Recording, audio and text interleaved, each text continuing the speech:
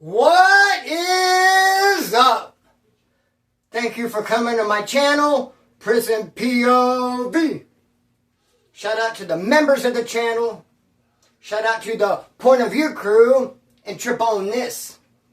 Before I get on with the video and talk about my second term, I want to do a little icebreaker, homeboy.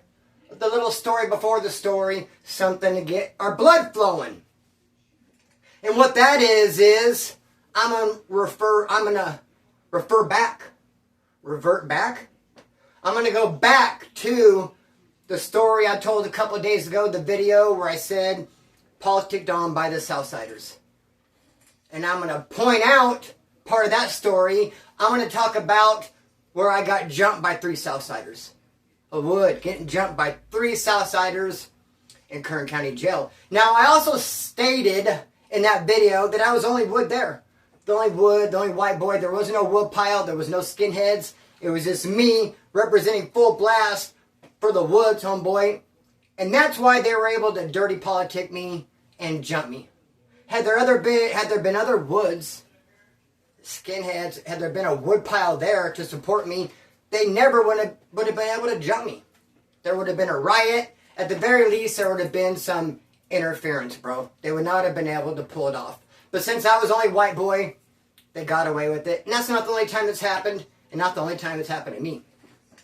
There were even white boys from D4 and D2 sending me kites into D3, saying, "Splinter, are you okay?" They caught wind of it. They heard something about Splinter over there getting done dirty and having a rough time with the Southsiders. So they were sending me kites saying, "Splinter, are you okay? Is everything okay? How's it going over there?" And I said, "Yeah, I'm fine." Rolled back on my kite, responded with, "Yes, I'm fine, I'm great." I mean, what could I say? No matter how eloquently I would have put it, no matter how I would have worded it, if I would have talked about getting jumped, it would have just sounded like, "They're being mean to me, this is no fair." No matter how I worded it, bro, it would just come across as, "They're being mean to me, and this is no fair." I mean, what could I have said? "Oh, they jumped me. I'm not going to, bro, get on paper and complain about some shit. Just whatever, bro. It happened, and now it's done with, and just whatever the case may be, let's get on with some more shit. Let's get on with the new story, the new politics." That's old shit, bro. Just like Donnie, the homeboy Donnie, when I was at Max Mead. I was in a 12-man dorm. They got 12-man dorms. Then you have a bunch of 4-man dorms. And those 4-man, they're not even dorms. They're 4-man cells. They suck. Dude, I would have never been in one, and I would hate to be in one. You better really get along with the other 3 dudes. It wouldn't be so bad in that 4-man cell if you really got along with the other 3 dudes. Because it's 2 bunk beds, a shower, a table, and it's really small. But the homeboy Donnie was in there with 3 blacks. Where you at? Dude, they were fighting and they were having serious problems in there. And I was a porter, I was serving breakfast and doing laundry and dinner, and I would go by Donnie's cell, and he'd always have a new black eye, a new busted lip. He'd be, red, he'd be disheveled, he was looking beat up. And we would sing kites down there. "Donnie, dude, are you okay? Are you good?" And he would write back and say, "Yeah, I'm cool." Because what could he have said other than, they're being mean to me? It's no fair. And I mean, what could we have done to help Donnie? I mean, we're all the way down here. We could have really done some crazy politics and been like, okay, well, there's 3 of us white boys down here and only 1 black dude with us. Well, I guess we could just jump him. If those 3 black dudes down there want to keep on jumping Donnie and giving him the blues, and I guess we'll pass the blues right along to this black dude in this dorm with us, homeboy. But Donnie said it was cool. He said it was cool, bro. Just like I shot a kite saying it was cool. Even though it was not cool, I was getting the blues. So let's just kick it off. Let's just do this video. My second term. My second term, I got arrested for burglary and grand theft auto. Burglary for the car keys and grand theft auto for the car. And even to an untrained ear, even if you don't know much about the law, that has to sound a little bit funny to your sensibilities. Hearing that someone's getting 1 charge for the keys and then another charge for the car. That'd be like if you jack somebody's Air Jordans, homeboy, and you got theft for the shoe and petty theft for the shoe strings. Wouldn't it pretty much be the same damn thing? So they get me dirty. And when they caught me, when the cops busted me for those crimes, because I was on the run, they rushed into this pad. I was hiding in the bathroom under the sink, but only my foot was out. I could not get my damn foot up under the sink. All my body, head and shoulders, waist and ass, all of it was up under that counter by the bathroom sink, but my little foot was hanging out. And I told the chick whose house it was, do something about my foot. It's fronting me off. My foot is just straight out going to tell on me. As soon as the cops come in, they're going to see my foot, and I'm done. Can you cover my foot up? Throw a towel on it. Sit on it if you have to. Make it disappear. And she said, no, I'm not going to help you escape. That's what she said to me, not going to help you escape. And I was like, what? I was like, man, if being dumb was illegal, you'd be going to jail right along with me, bro. But hey, the cops raided, dude. They saw my foot. They snatched me up, handcuffed me, took me to Kern County Jail. Burglary, grand theft auto. Now, how did I catch these charges, brother? Burglary, grand theft auto. Well, it went like this. So I had no lady. Famous last words, or famous first words. I mean, good way to start off telling about a prison sentence. I had an old lady. Just clowning. But hey, I had an old lady. And she was the assistant manager at this clothing store. And it was cool as physic, dog. I'd go there all the time and hang out while she was working. I would do gadaga in the dressing rooms. Dude, I would drop her off at work and I would go out and hustle. And I would bring her back Starbucks and lunch and bring her back some gadaga to do too. Because she knows, she liked it. We're both in the spoon tough, homeboy. She had this job as an assistant manager, and I thought it was just the greatest thing. I hung out there all the time. I loved it. I would drop her off, go hustle. I'd be to and from. But then she gets a new manager. A new manager, Todd.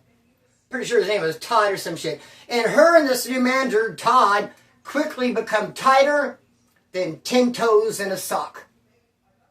I mean, she's his assistant, and she's doing a damn good job. Hey, too good of a job at it, if you ask me.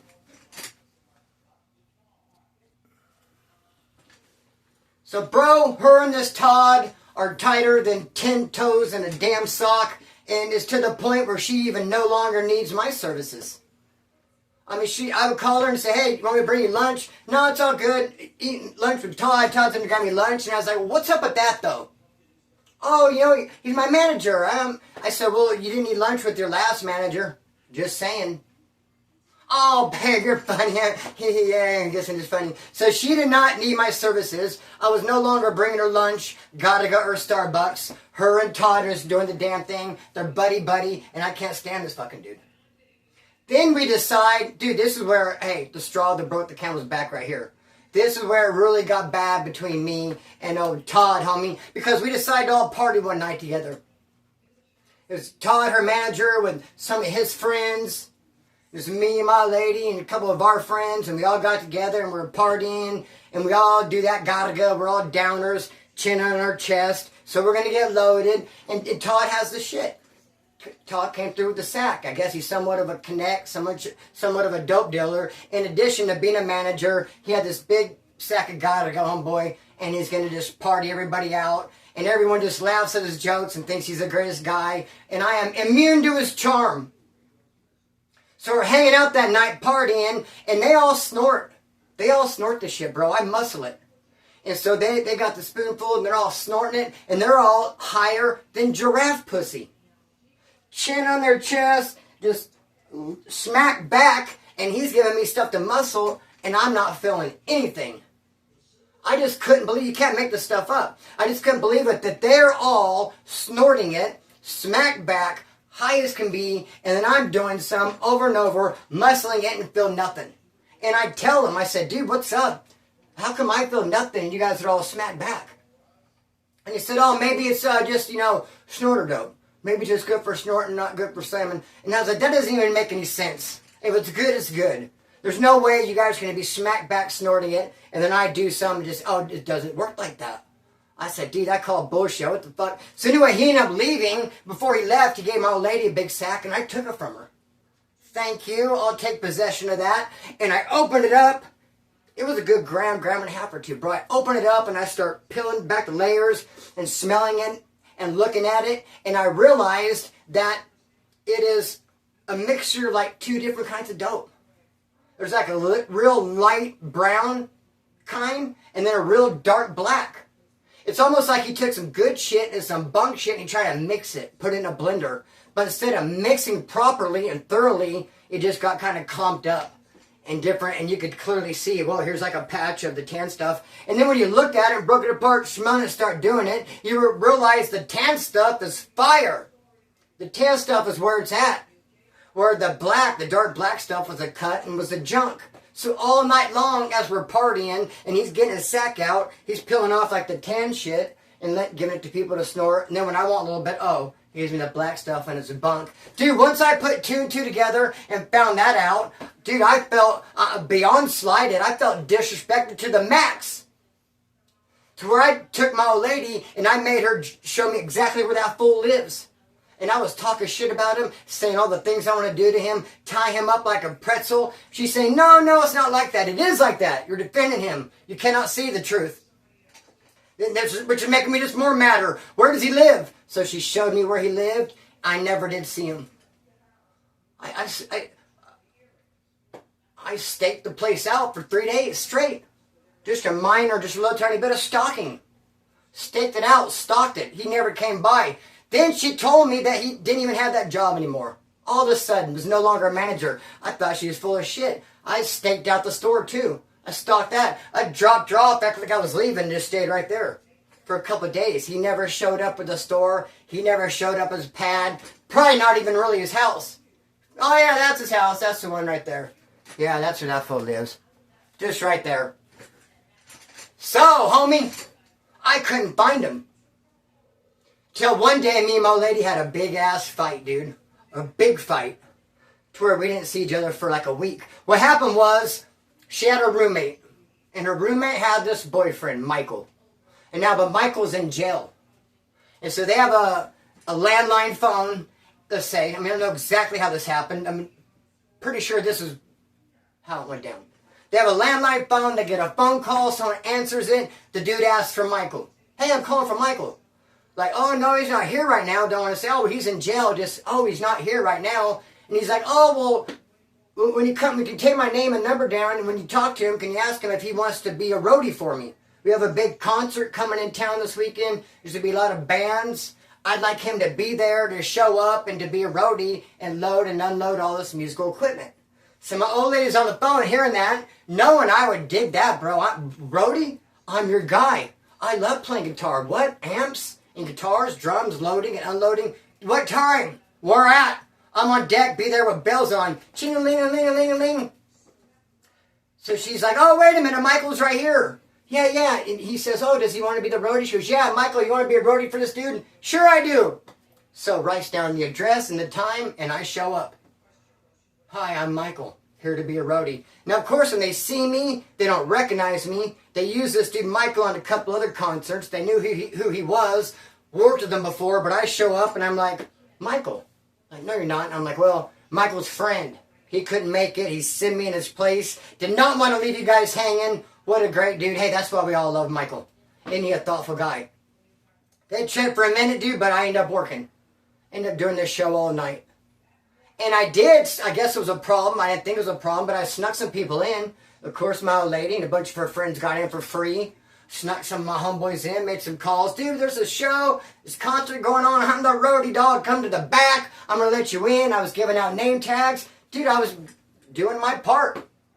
Having a great time. But everything got loaded and unloaded just properly. I was doing great roadie work. So then I leave. It's over. And they say, come back the next day to get paid. And I show up the next day to get paid. And the guy don't want to pay me. And he's like, no, you're not Michael, for one. You were sneaking a bunch of people in. You were causing somewhat of a problem. And I was like, no, fuck that, dude. I was here from like 6 p.m. to 2 a.m. If you had any sort of a problem with me at any time, you should have told me to leave. You can't get all the work you can get out of me. Let me stay all night. But then marking down all the things that are wrong. And the next day saying, no, you worked yourself out of some pay. You did all these things wrong, and now that calculates to no pay for you. Fuck that. I never heard of such a thing. Pound it. I'm getting paid. Dude didn't want to pay me, and I started throwing a fit. I went over into his car. He had a car. It was unlocked, and I got into the passenger seat, went in the glove box, did some other crazy shit I don't want to talk about. Till the dude's like, okay. And the old lady was making a big deal and mad about it. Yelling at me, Chris, what are you doing? Why are you getting in his car? Why are you making this big fit? I'm like, whose side are you on, mine or his? I'm trying to do like a show of force because I'm trying to get paid. What do you expect me to do? I want to hit him upside the head with a bat. We haven't gotten there yet. There's steps. You have to walk before you can run. We're just getting started, and you're already wanting to abandon the ship? Chris, what are you doing? Getting mad at me? Whose side are you on? I'm sitting here trying to get paid. So finally the dude paid me, and it just led to a big fight between her and I. Just a big-ass fight, homeboy. I ended up not seeing her for a whole week. She went and dropped me off over here. She could eat shit. I don't care, bro. And then, faded affect bias. Like a week later, I'm thinking, oh, I miss her. I can't remember none of the horrible shit she does. I miss her. I can't wait to see her. So I decided to surprise her at her job. I'm going to surprise her job, bro. I take a city bus. Jump on the old get bus. Jump on the city bus, brother. I put on my best clothes, took a shower. And I'm going to go see my chick. I haven't seen her for a week. I'm going to surprise her at her job, her assistant manager job. Here I come. So I get on the bus, and I know her hours. I know when she works. I'm riding the city bus, and it pulls up, and there's her place of employment, and I scan the parking lot real quick and don't see her car. I'm like, well, dude, this kind of puts a little bit of a hiccup in the plans. This is somewhat of a speed bump, a little bit unexpected. I mean, I thought for sure she'd be at work, and I'm way up on the east side of Bakersfield. I came from the south side. It's not like I'm close. If I got to figure out, like, catch another bus back home, because she's not at work, like, fuck that. I didn't even get off the bus. I'm like, why do I get off the bus? She's not here. Car's not in the parking lot. Like, damn it. And I stay on the bus. But good thing, though, this bus just 3 or 4 or 5 miles down the road ends up at her apartment complex. Where are you at? So it's really not too bad of a thing. She's either got to be at work or she's got to be at her apartment complex. One of the two. Or just driving around Bakersfield or somewhere off with Todd doing the good light brown shit. So anyways, I stay on the bus. And I go to her apartment complex, and I get off, and right away I see a black BMW right in the parking lot, which is what Todd drove. Black BMW. And I said, fuck, that fool's here. Like, I should have known it, bro. I should have known they'd be hanging out together. I haven't seen her for a week. She's somewhat avoiding my calls. Dude, I should have knew that I'm going to get this motherfucker, bro. So I go look in the front window. I'm not going to knock on the door, dude. Never that. Why would I knock on the door? I've already been avoiding my calls. This dude already hiding from me. They're going to not answer, and they're going to hide, and they're going to board up. Never would I announce my presence, dude. I'm creeping and crawling. I look through the window, and I see someone on a phone, on a cell phone. I guess now it kind of lights up. I mean, I can't see real good because the room is dark, and I'm looking in. There's not like a real good clearing. The blinds aren't separated by a great distance. I have to like peek through a little thing, but I'll be damned if I don't see old Todd Aruski right there on the couch on his cell phone. So I run around to the side window to the kitchen. Because I noticed when I got off the bus that the kitchen window was open when I come walking up. Noticed that immediately. Thought, okay, there's my entrance point. Now let's go around and look through in the living room, see what I'm up against. Okay, so I'm on the cell phone. Go back over to the kitchen window, look in, and I see my old lady and her friend cooking. They got the skillet going on the freaking burner, homeboy. And they're boiling some shit, and they're cooking, and they're talking, and they got some music going, they're joking around. I'm like, all right, okay, here they are in the kitchen. All right, so then I go back in the living room, I see that guy, and I go back in the kitchen. I'm like back and forth, all the windows looking. When's the time going to be right? Because I'm going to pounce, dude, like a tiger. I'm going to enter this house and get that fucking dude on that couch who's on the cell phone. I just got to plan it just right. So I look in the kitchen again, empty. The kitchen's empty. It won't be for long. I mean, they have a hot pot on the stove. They're cooking. Water's boiling. They'll be back in here soon, homie. I knew it. I'm working with just seconds, probably. So I rip the screen off the kitchen window, open the kitchen window, and then jump in and grab a big old knife out of the butcher block.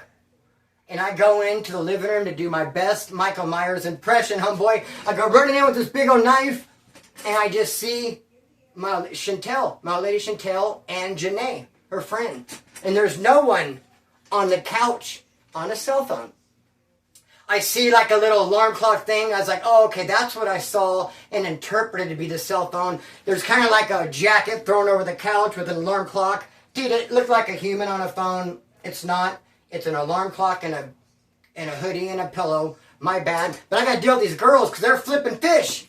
I come running in with the knife to do my best Michael Myers impression, and I just see these girls. They're like, ah, and I throw the knife down and go, no, no, no. I'm just mad at Todd. You I love.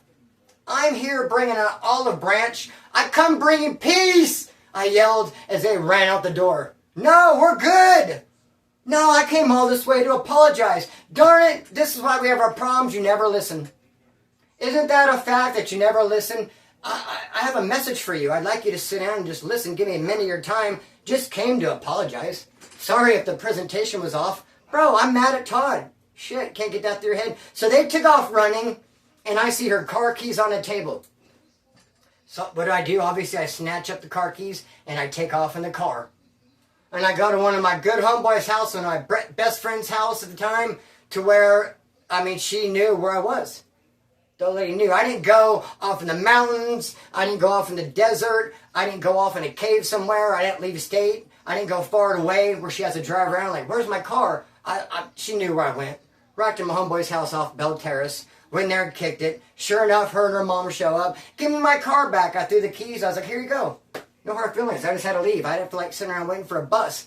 But dude, I couldn't believe it, man. Still sent the fucking cops. And testified against me. Sent the cops.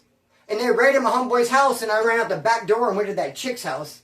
And went in and went under the kitchen bathroom sink, My foot was hanging out, fronting me off. Hide it, cover it up, sit on it, get rid of it. It's telling on me.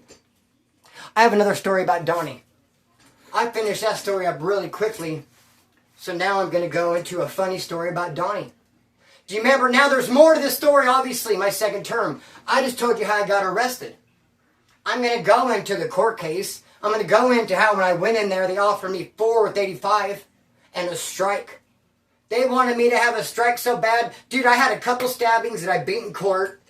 I had a terrorist threats that I beat in court. I had some assaults. I had a bunch of crimes. Shit, they couldn't stick on me. Dude, they had me right where they wanted me. Kern County District Attorney's Office had their foot on my neck, and they were not going to let go. They were giving me a strike. My lawyer came in and said, dude, it's 4 with 85 for the burglary GTA. They are not coming off of it. And I said, well, no, I will not sign for that deal. Pick 12. I'm going to the box. Let's go to jury trial. You're going to have to give it to me the hard way. We're not going to do it the easy way. I'm going to make you pick 12.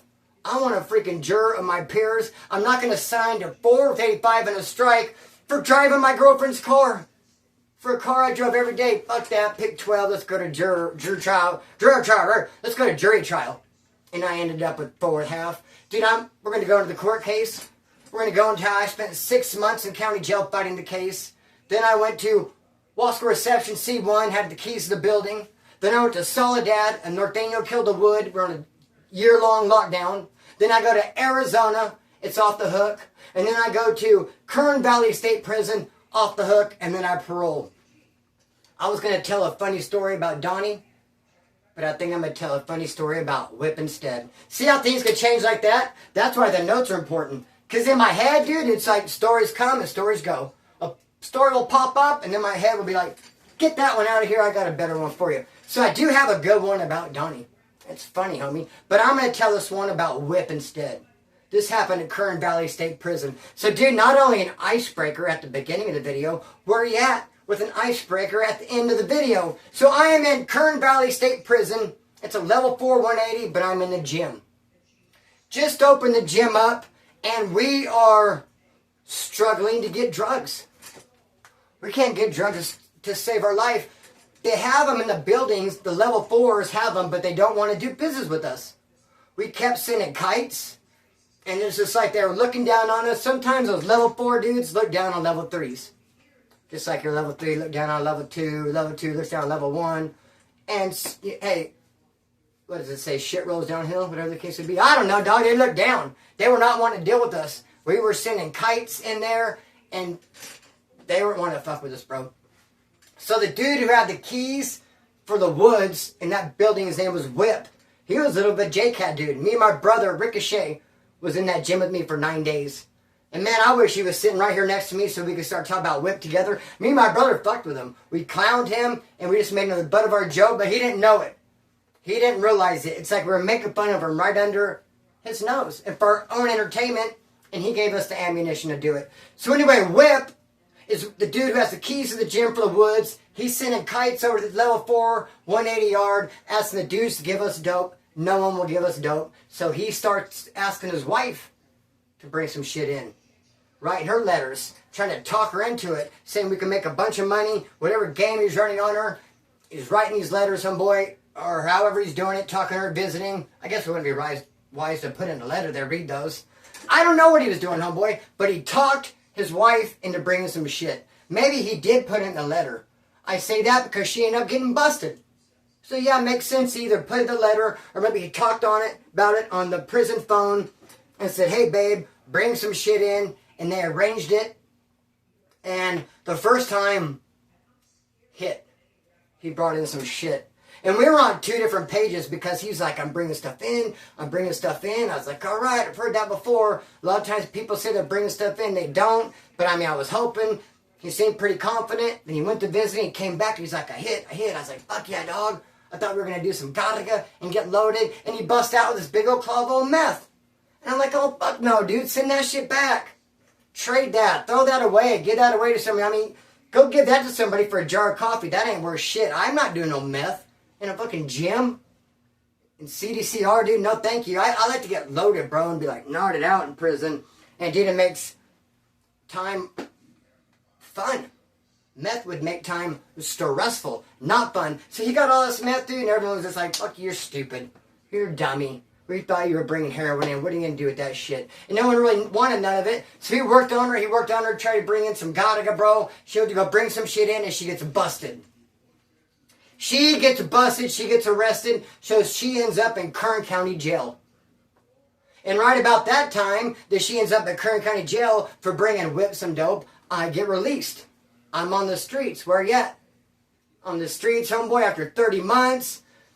Had me a big inheritance, quiet as kept. Had me a nice house. And I start getting calls from Kern County Jail. I start getting calls from Whip's wife. Can you believe that? I couldn't believe it. It was a real psh. I struggle even now to put 2 and 2 together. How Whip, this dude from IE who was in the gym with me, his wife brought him some dope, and she got caught, so she ends up in county jail, and then she starts calling me. She's like, hey, Splinter, I'm Whip's wife. I didn't even really knew she was aware of me.